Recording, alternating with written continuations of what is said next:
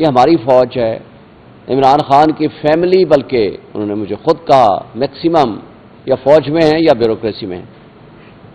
ہم ان سے محبت کرتے ہیں، وہ ہمارے ملک کی خاطر جانیں دیتے ہیں، مگر سوال یہ پیدا ہوتا ہے کہ پالیسی کون بناتا ہے اور وہ فیصلے ریورس کون کرتا ہے؟ ملک کی عوام کے خلاف فیصلے وہ ایک شخص کرتا ہے، اور نہ وہ ریفرینڈم کے ذریعے اقتدار میں آیا ہے یا پاور میں آیا ہے، نہ وہ الیکشن کے ذریعے آیا ہے. اگر شخص واحد نے اس ملک کو جنگل بنا دینا ہے اور جنگل کا قانون نافذ کر دینا ہے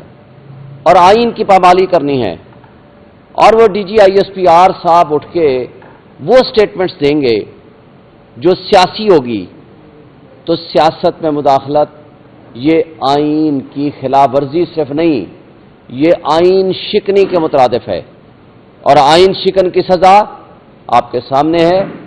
یہ الگ بات ہے کہ پرویز مشرف کے خلاف فیصلہ آنے کے باوجود، اس کے خلاف اپیل ڈسمس ہونے کے باوجود، آج اگر جسٹس سیٹھ وقار کو دیکھا جائے تو اس کی سٹیٹمنٹ آج بھی فیلڈ میں ہے، جس نے کہا تھا کہ ان کی قبر سے بھی ان کو نکال کے ایک سمبولک سزا پھانسی کی دی جائے تاکہ آئندہ کے لیے ماشاء اللہ کے راستے بند ہو جائیں، کیونکہ یہی آئین کا تقاضا ہے اور یہی ملک کے قانون کا تقاضا ہے. دیکھیں، کسی بھی تہذیب یافتہ ملک اور جمہوری ملک میں پرامن عوامی انقلاب کا طریقہ صرف یہ ہوتا ہے، وہ ہے ووٹ کی پرچی. ووٹ کی پرچی آپ نے دیکھ لی 8 فروری کو پبلک نکلی. یہ الگ بات ہے، رؤف صاحب نے آپ کو بتا دیا، نامینیشن فارم چھینے گئے، ہمارے 90% جو ٹاپ لیڈرشپ تھی ان سب کے کاغذات نامزدگی ریجیکٹ ہوئے، بشمول میرے، آپ گواہ ہیں. میں آپ میڈیا کے دوستوں کو ساتھ لے کر گیا ان کرپٹ بیوروکریٹس کے پاس جو ریٹرننگ آفیسرز بنائے گئے تھے چیف جسٹس آف پاکستان نے، جن کے خلاف ہم نے پٹیشن فائل کی تو ہمارے ہی خلاف الٹا کانٹمپٹ پروسیڈنگ شروع کر دی گئی. میں آپ کے میڈیا کے دوستوں کو لے کر گیا، لاسٹ ڈے تھا، میں نے کہا جی تینوں حلقے اسلام آباد کے 46، 47، 48 میں نے کاغذات جمع کرائے تھے. میں نے کہا کوئی آبجیکشن ہے تو مجھے بتا دیں، میں اس کو فلفل کروں. تینوں 47، 46، 48 کے ریٹرننگ آفیسر نے کہا کہ آپ وہ آدمی ہیں جس کے خلاف کوئی آبجیکشن نہیں ہے، اور آپ گواہ ہو اس بات کے رات 12 بجے کس طریقے سے میرے کاغذات بھی ریجیکٹ کر دیے گئے. لیکن اس بات کو ہم آگے چلتے ہیں، بلے کا نشان چھین لیا، اور نہ صرف بلے کا نشان چھینا، اس کے ساتھ میرے سمیت ہمارے ورکرز کے خلاف ایف آئی آریں کٹیں. یہ میری کانسٹیٹوئنسی ہے جہاں ہم بیٹھے ہوئے ہیں. آپ کے تقریباً 100% میڈیا ہاؤسز وہ ہیں جو میری کانسٹیٹوئنسی میں آتے ہیں، اور یہ ریڈ زون کا سارا ایریا اور 70% دیہات بھی. میں دعوے سے کہتا ہوں، آپ بتا دیں، آپ سارے دوست گواہ ہو اس بات کے، کون سے پولنگ اسٹیشن میں گئے اور جہاں سے میں ہارا ہوں یا وہ کٹ پتلی جیتا ہو. لیکن ہم ہار گئے، ہرایا گیا ہمیں، ہم تو جیت گئے. اور اسی طرح تینوں حلقے اسلام آباد کے اور باقی جو کچھ بھی ہوا. کسی تہذیب یافتہ جمہوری ملک میں عوامی انقلاب ووٹ کی پرچی کے ذریعے ہوا کرتا ہے، اور وہ ہو گیا. لیکن D G I S P R صاحب کہتے ہیں آپ کو تو 7% ووٹ ملے، پتہ نہیں کیلکولیشن کیسے کرتے ہیں. اگر یہ آپ کے میتھمیٹکس کا حال ہے،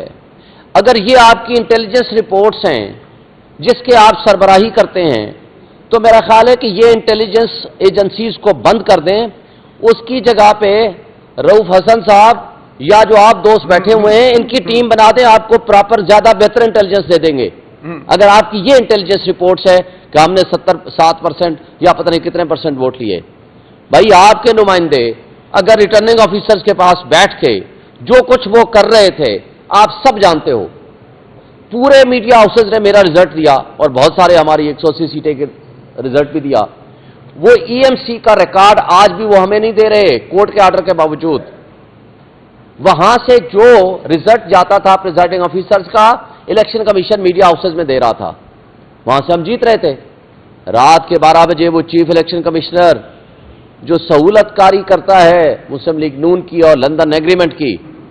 وہ رات 12 بجے کہیں چلا جاتا ہے. یہ بھی آپ نے ہمیں بتایا، ہم تو نہیں تھے وہاں موجود. اس لیے میں کہتا ہوں آپ کی انٹیلیجنس بہت سٹرانگ ہے. وہ کسی مخصوص جگہ پہ جاتے ہیں اور جب 3 گھنٹے بعد واپس آتے ہیں تو رزلٹ پہلے رک جاتا ہے اور اس کے بعد چینج ہونا شروع ہو جاتا ہے۔ میں آج بھی سوال کرتا ہوں کہ آپ اس کے بارے میں بتائیں، آپ کہاں گئے تھے اور کیوں آپ نے ان ریزلٹس کو چینج کیا یا کرایا؟ اور اسٹیبلشمنٹ کے وہ صحافی جو اپنے آپ کو اسٹیبلشمنٹ کے قریب ترین سمجھتے ہیں، آپ ان کی اوور آل اسیسمنٹ پبلک میں یا ٹی وی میں بیٹھ کے لے لیں، یا آپ خود ان سے انفرادی طور پر پوچھ لیں کہ کیا رزلٹ تھا۔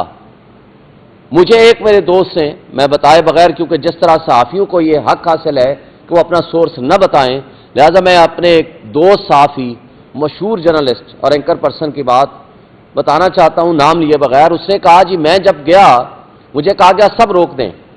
میں احتیاطاً چلا گیا چیک کرنے کے لیے کہ ریزلٹس کا مسئلہ کیا ہے، کیوں روک دیے ہیں۔ وہ جو رزلٹ کمپائل کر رہے تھے، میں نے ان سے پوچھا جی کیا مسئلہ ہے؟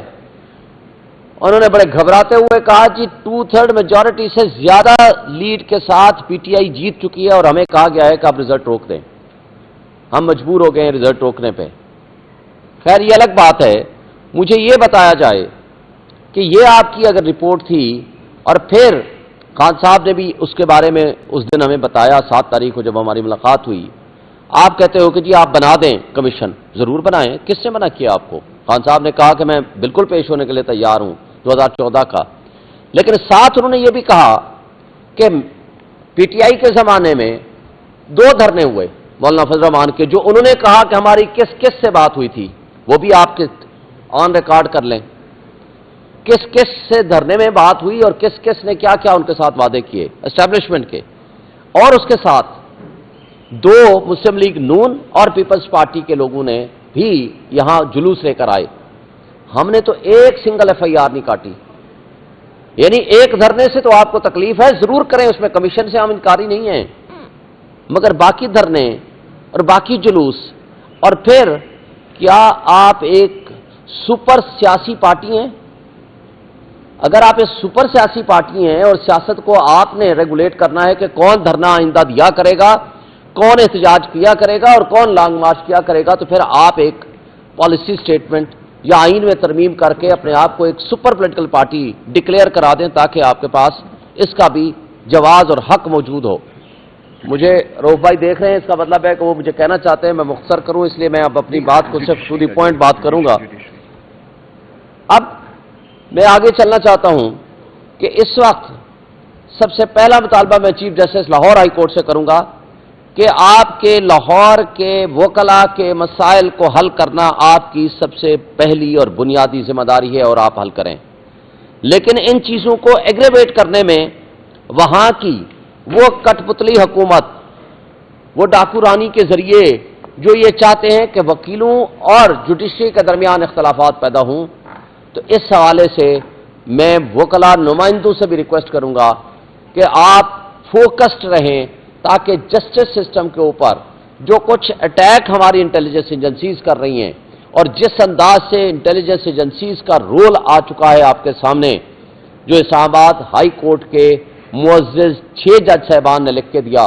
اس کے پیرا نمبر پہلے میں لکھا ہوا ہے، پہلے پیرے میں، کہ عمران خان کے خلاف فیصلہ لینے کے لیے پریشر ڈالا گیا، اور ایک جج کے آپ کو پتہ ہے باقی تفصیلات، کس طرح برادر نسبتی کو اٹھایا گیا، بیڈ رومز میں کیمرے لگائے گئے، کیسے ججز ہاسپٹلائزڈ ہوئے، اور وہ ساری تفصیل آپ کے سامنے آ چکی ہے۔ اور آج ساری ہائی کورٹس اور لوور جوڈیشری یہ لکھ کے دے چکے ہیں، سپریم کورٹ میں آپ کے سامنے ہے،